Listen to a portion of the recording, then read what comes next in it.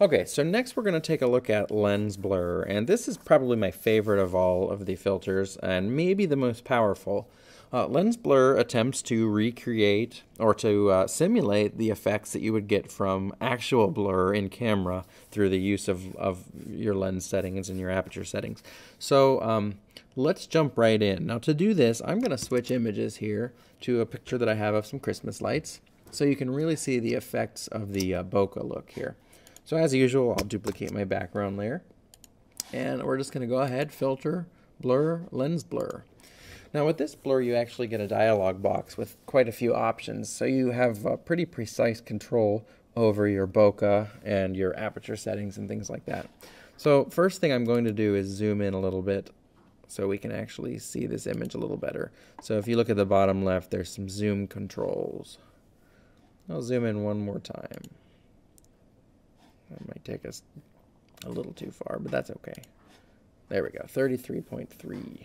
Okay, so we're going to go down through the options. We're going to skip depth map for now. I'm just going to turn it off, but we'll get to that in the second half of this part of the tutorial.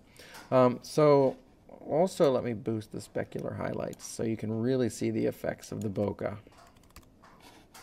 Okay, so if you take a look here at our lights blurred out, we can always turn preview on or off at the top of the screen. Right there is the original, and here's our blur. So let's take a look first at the shape of the iris. Hexagon is the default, and that's kind of the standard for most of the cameras that have a leaf type aperture. But you can play around with it. Let's go to triangle, which would just have 3 leaves, and you'll see immediately the bokeh changes to a triangle shape. So blade curvature actually just changes how these blades overlap. So if I boost the curvature up, we're getting more of a rounded shape here as it updates. There we go. Boosting it all the way will take us almost all the way around. Actually, that's pretty round. But let's take it all the way off so we can really see the shapes here. Triangle, and here's an octagonal, which will look pretty close to round. But I really like that one, actually. Let's stick with that one. And finally, rotation. I lied. I'm going to go back to triangle so you can really see what rotation does. Literally, it just rotates the angle of the aperture, or of the iris. So I'm turning it right here, and there we go. You saw the triangles turned. Watch the triangles as I boost this again. I boosted it, it's updating, and you'll see right away they've turned. Okay? So that's rotation. Specular highlights. Basically, as you're blurring an image, the pixels around the white pixels get mixed in with those white pixels, and that ends up making the whiter areas look grayed out, or even, I mean, it can even, if you go real far, it can even darken them down. So originally we started off with our brightness down around here, and if you compare that with the original image, they're pretty bright white lights, and you apply this blur and they're all kind of dull gray. So threshold by default is set to 255. I'm just going to crank the brightness all the way up, and you're not going to see a change because our threshold is too high. Our threshold is basically saying any pixels brighter than 255, which is bright white, will not be affected. Any pixels less than true bright white will not be affected. So you're not going to see a difference at 255. But since those pixels were so close to white, I'm just going to drop our brightness threshold down to 254, and you're going to see a major difference as soon as my computer actually works. There we go, 254, and there's a huge difference. If you go too far, watch what happens. Anything below 199 is being affected. That's super bright. If I go way down, anything below 18, we're basically having a completely blown out, although kind of a neat look. And we can even go all the way down to 0, and pretty much everything except pure black will be affected. Actually, I lied, everything completely, because pure black is 0. And everything is being affected. Let's cancel that and just leave it at 253. Let's go.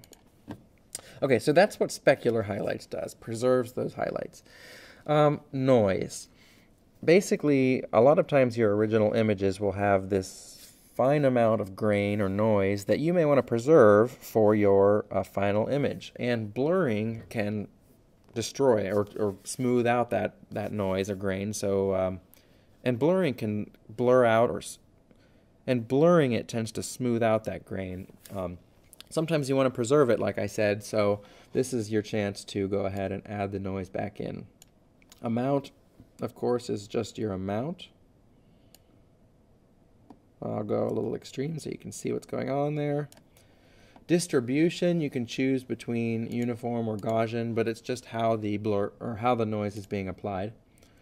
And then there's monochromatic, so you can tell Photoshop to apply that noise only to the gray pixels, if you have that checked, or to all the color pixels as well. If you really look closely, you can see they look green and red right now. But when I check monochromatic, now they look gray, just gray. So I tend not to do much noise, maybe one or two, if any. But I think I like it at 0 on this. So one thing I forgot to touch on in the iris section is the radius, and that literally is the size of your iris opening. So as you increase that, because you're opening your iris farther, your blur is also going to get a little bit wider and more blurred out. Bring the radius way down. We have far less blur. Actually, there's not enough there. So, middle of the road. And there we go. Okay, so that's how the lens blur works. Now let's take a look at what you can do with it besides creating bokeh. I'll cancel this and switch back over to another image here of my younger son. Okay, so we're going to go ahead and simulate that depth of field look in an image. I look at this image and I just really wish that there was more of a focus on my son without actually applying an elliptical marquee. I want this to look a little more true. So here's how we'll do that. We're going to duplicate our background layer, turn it off, and we need to create a layer mask that's a gradient. And I'll show you how to do that and then I'll explain a little more. But basically, if you click the layer mask button right down here, it's going to punch a hole in the image more or less, but it's all white right now. And what we're going to do is go on our gradient tool, make sure it's set to foreground to background color, okay, and we're ready to go. Now, make sure your layer mask is selected, and what I'm going to do is start dragging to set my mask. Now, anything that is black on my mask, the lens blur filter is going to say, all right, this is in focus. And anything that's white, the blur filter is going to say, this is out of focus. So here's how we're going to do that.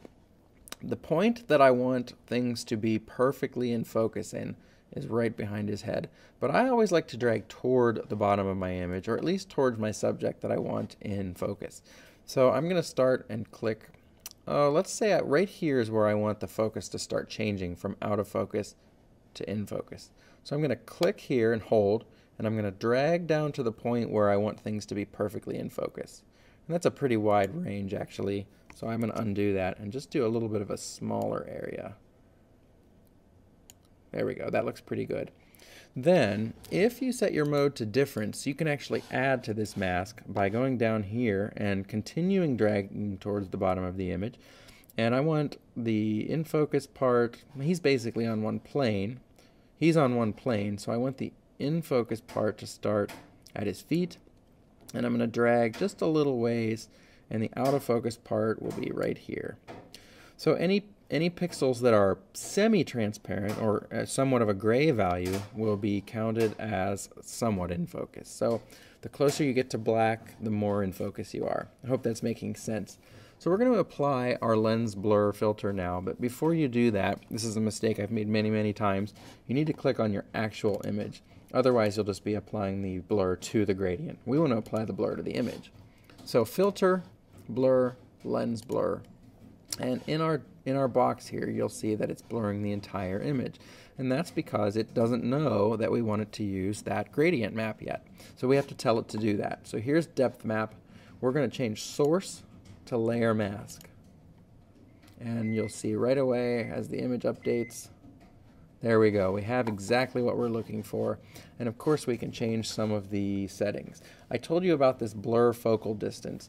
That is telling Photoshop what value of gray we want to be completely in focus. And right now it's pure black, 0, pure black we want to be completely in focus. If we go all the way up to 255, we're telling it we want pure white to be completely in focus. So essentially you're reversing your image. You can achieve the same thing by clicking invert, by the way. So I'll bring this back to 0 and click invert, and you'll see that it's done the same thing as it updates. But anyway, let's go kind of in the middle for now. I'll put my blur focal distance to 98. That way, it's just smoothing out that transition a little bit, I think. If it ever finishes updating. Nope, I've gone too far. Let's set our focal distance to 11. There, I think I like that look right there. It's a little extreme down here. I should have done a wider gradient, but for the purposes of this tutorial, I think that works. We can change the shape of our iris again. Again, we can save our specular highlights. Let's drop this to just 254. And you'll see things brighten up pretty quickly. You'll also notice that with this image, there are a lot of brighter pixels. So if I came down on this threshold too much, we're going to get a lot of blown out highlights immediately. So I'm just going to keep this real low, just so we get a little bit of brighter areas where we can see that maybe shape of the iris a little bit. I'm going to drop the curvature down of the iris. Okay, so focal distance, like I said, was affecting the point, but what you're going to want to do is you may want this to be less blurred or more blurred, and the way you're going to do that is by closing down your iris or closing down your aperture. Just like in a real camera, if we lower that radius, the blur amount becomes less and less. So we can have a real soft amount of blur or we can have a real extreme amount of blur. The choice is yours to make. Again, you can change your iris shape, all kinds of fun stuff like that. The place we're noticing this the most is right over here on the bushes. Let's see, I'll zoom in here on the bushes.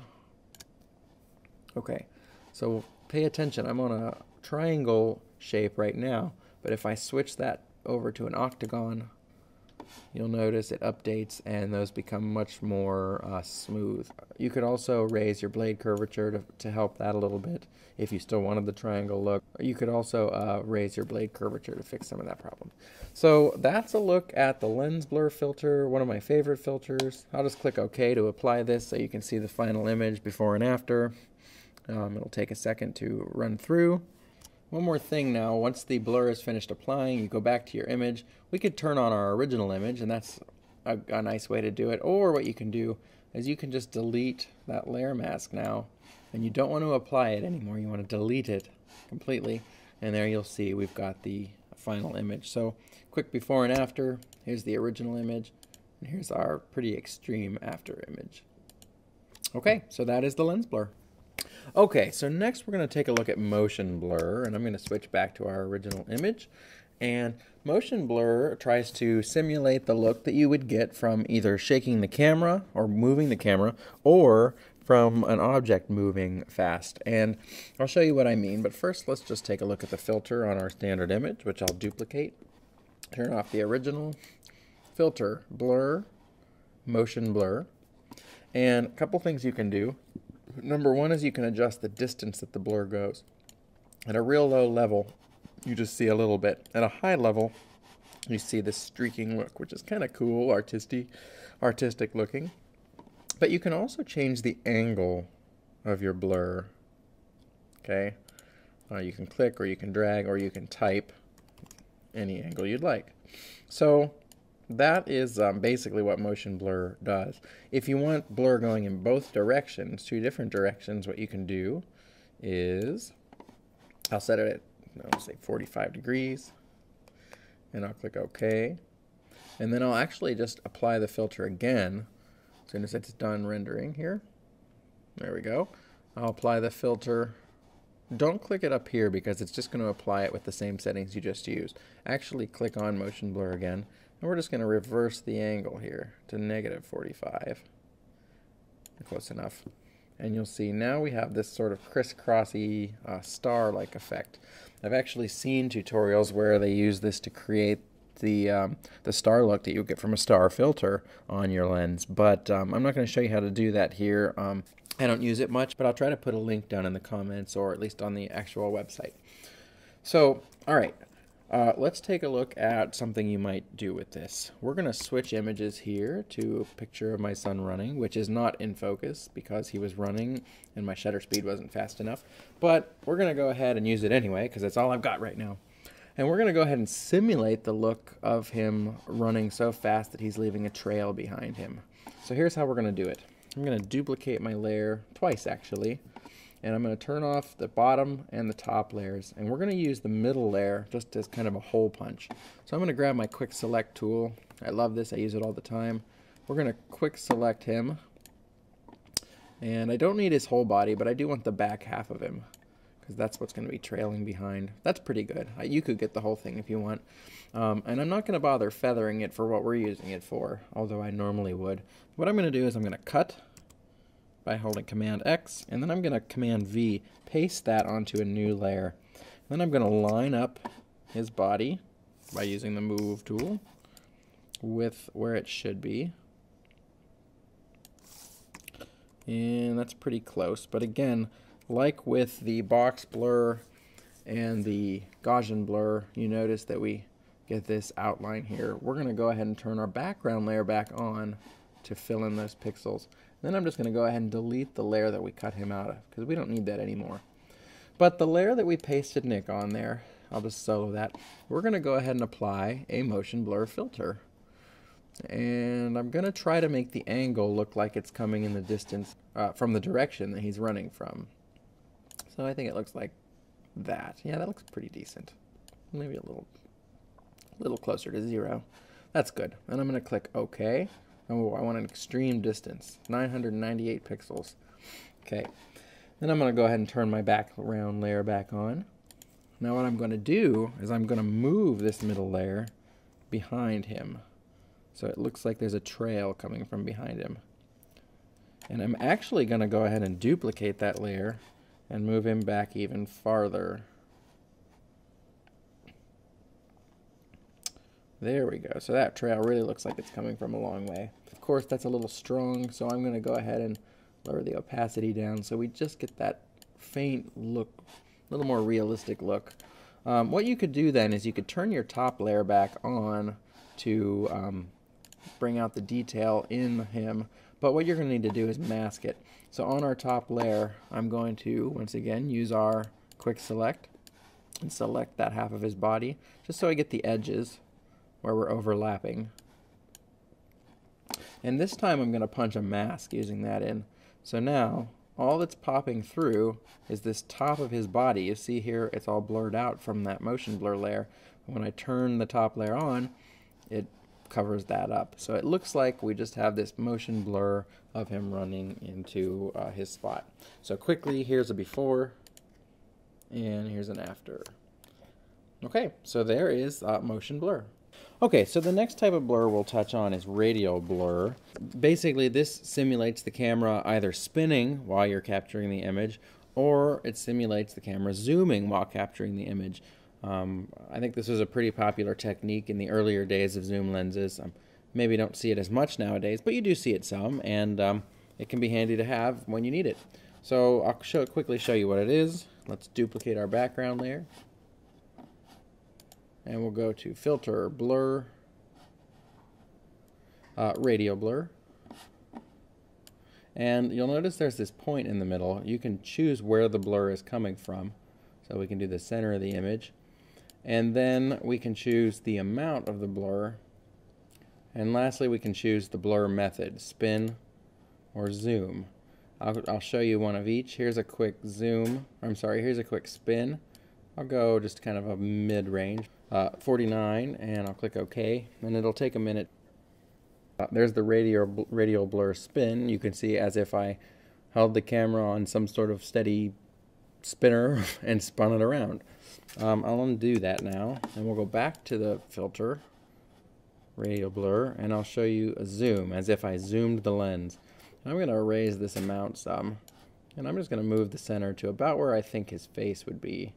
Try to zoom from his face. Also, I didn't mention, you can change the quality if you want it to render faster, and I'm going to go ahead and do that now. I'm going to switch it to draft so that it renders just a bit quicker this time, but I'll click OK, and pretty quickly here you should see our zoom radial blur. And there is a fairly light radial blur. I could have moved the center to the right just a little bit, but you get the idea. Kind of looks like he's a sunburst or something like that. So I don't really have any great uses to show you for these blurs, but I think you get the idea. Okay, so the next blur we're going to touch on is shape blur, and I honestly have no use for this filter, but I'm sure there are people out there who do have a use for it, so we'll cover it. If you have a really cool use for this filter, by the way, please leave comments down below and share that with everyone. So let's take a quick look here. I'll duplicate the background layer, and I'm going to zoom in a little bit so you can see this a little better. And then, of course, I'll go to Filter, Blur, Shape Blur. And what Shape Blur does is, rather than applying the blur based on dissimilar pixels or based on a box radius, what this does is applies the blur based on a shape, which Photoshop calls a kernel. You can see our choices for kernel right here. These are the default for right now. I have the copyright symbol selected, and my system's being a little slow, so the preview is taking a while to generate up on the screen up here. Okay, so there we go. You can see the copyright symbols on the screen. And of course you have your radius, which you can update. You can lower or raise. Pretty much the lower you go, the more defined the shapes are going to be. As you raise it, you won't see those as much. You can also click the little arrow right here, and you get this pop-out menu, and you can choose some other kernel libraries or lists. I'm not really sure what they call these exactly, but alternately you can use custom shapes. You can import your own. I'm not going to go into how to create shapes in this tutorial, but I will choose a different list. I'll choose music, and it says replace current shapes. Just say OK, or you can choose append, and it'll just add these on. I think that's what I'll do for now. And now I have some music notes. I'll just use a whole note there, and there is our updated image, and that's a whole note. Just click OK to apply, and there's the shape blur. So the next type of blur is another one of those blurs where I don't really have many uses for it. I have seen people using it though, so if you want to use it, by all means, feel free. But I don't really have any good uses to show you, so I'll just show you the basics of the filter, and we'll go from there. Filter, Blur, Smart Blur. And I'm going to move our little preview pane around because we don't get a preview of the actual image again. And I'll go ahead and zoom out just one notch so you can see. But basically, you can see how this might be good for smoothing over skin tones at times. But according to the Photoshop help files, this is a blur that blurs with precision, and it looks for dissimilar pixels like a lot of other blurs. So I suppose it's supposed to leave similar pixels intact, like smoothing over skin tones, which you can see is happening here, but just not really to my liking. So I don't know what's on his face there. It looks like ketchup. So anyway, you can specify your radius of your blur. You can specify the threshold.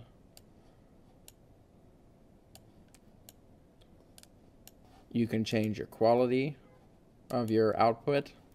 And then the one thing that might come in handy here is your mode. Here we've got normal mode, and let me zoom out of this image a little bit. But we also have a mode called edge only, and that's just going to blur the edge, or just going to blur the edges, and that's all you're going to be left with. And the other one is called overlay edge, so it's going to blur the image and overlay the edge pixels. So there you go. This one I don't know if I'd use much, but the edge only I can see using if you're trying to come up with some sort of a render for the edges to create a cartoon or a drawing or something to that effect. So I'll go ahead and let that filter apply, and you can see the final results. Of course, I left it on edge only, so this is what we ended up with, and there you have it. That's the Smart Blur. Okay, so the last type of blur in the filters list is surface blur. And this is one of my favorite kind of blurs also, but one that I tend not to use too often, mostly because I think I forget about it or I just overlook it, and I think a lot of people tend to do that. But then there's probably a lot who actually use this too. This is a great filter for smoothing skin tones and smoothing out noise in an image because it blurs similar pixels. Not pictures, it blurs similar pixels, whereas other blurs are blurring dissimilar pixels, you know, pictures that vary in brightness or pixels that vary in color, things like that. So this is looking for similar pixels, and then the dissimilar pixels, like the edge of his face to the tree, or basically any edges, it tries to leave those intact, so you end up with smoother like colors. So let's take a look at this. I'm going to duplicate the background layer, and I'm going to go to Filter, Blur, Surface Blur.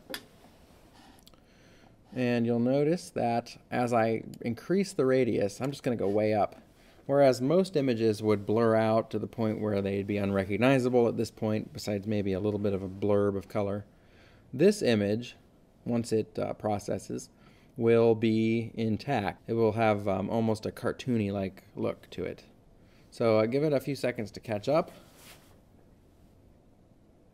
Oh, I know why it's taking a bit longer than usual, because I have preview turned off. So let me turn preview on here, and as it processes the image, you will see what I'm talking about. There we go. Real cartoonish look, but it's done a nice job at keeping the picture intact. The higher you increase the threshold, the more unrecognizable your image will become, and that's because it's starting to affect some of these dissimilar pixels. So I'm going to leave the threshold back down at 5. There we go. But I'm going to crank this radius back up to about 11 now. And let's uncheck our preview and see the difference. Okay, I'll go a little higher on the radius.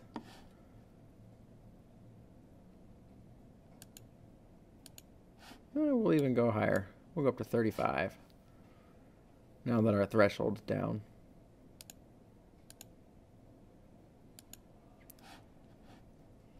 Increase the threshold just a little bit.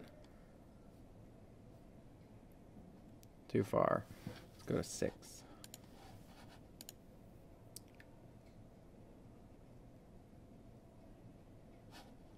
Okay, well, it's a little extreme, but for this tutorial purpose, that's okay, because I want you to see the results. So I'm going to click OK and let the surface blur apply, which will just take a few seconds. Okay, so that's done.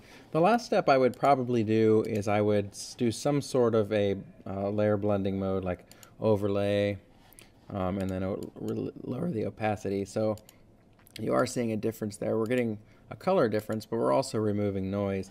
Or I might try something like, let's try a soft light, see if I like that. Oh, I like that even better. So there's the original image, and there's with our soft focus, or I'm sorry, there's with our surface blur applied.